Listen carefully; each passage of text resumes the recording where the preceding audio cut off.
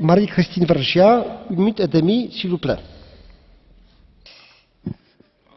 Najib Rajab est effectivement le président du Centre bahreïni des droits de l'homme, vice-secrétaire général de la FIDH, l'organisation auquel j'appartiens depuis plus de 30 ans.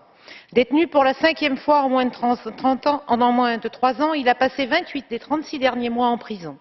Depuis le soulèvement de 2011, où près de 300 000 personnes seraient descendues dans la rue, dans ce petit pays d'un peu plus d'1 million d'habitants, la répression est sévère.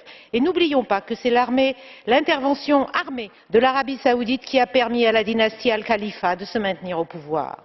Opposants politiques, chiites comme sunnites, comme en témoignent les arrestations du cheikh Ali Salman, leader de l'opposition chiite modérée, comme celle d'Ibrahim Sharif, leader de l'opposition sunnite, journalistes, militants des droits de l'homme, syndicalistes qui dénoncent l'exploitation des travailleurs migrants et notamment des femmes, en font les frais.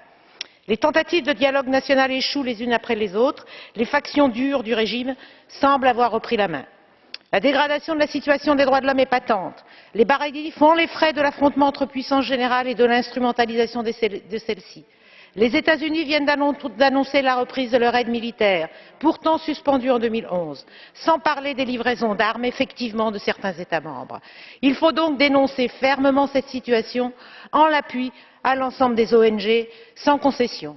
Et j'aimerais que le groupe PPE ait le même esprit quand il s'agit d'examiner tous les pays. Il semble qu'il y ait des pays dans lesquels il y ait une analyse politique et d'autres dans lesquels on se concentre sur les droits de l'homme. Ce n'est pas ma façon de voir les choses. Je regrette cette attitude du PPE.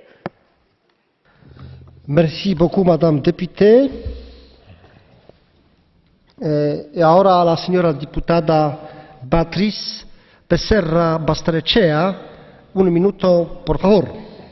Muchas gracias, presidente. Hace casi un año, el 24 de septiembre de 2014, Nabil Rajab nos visitó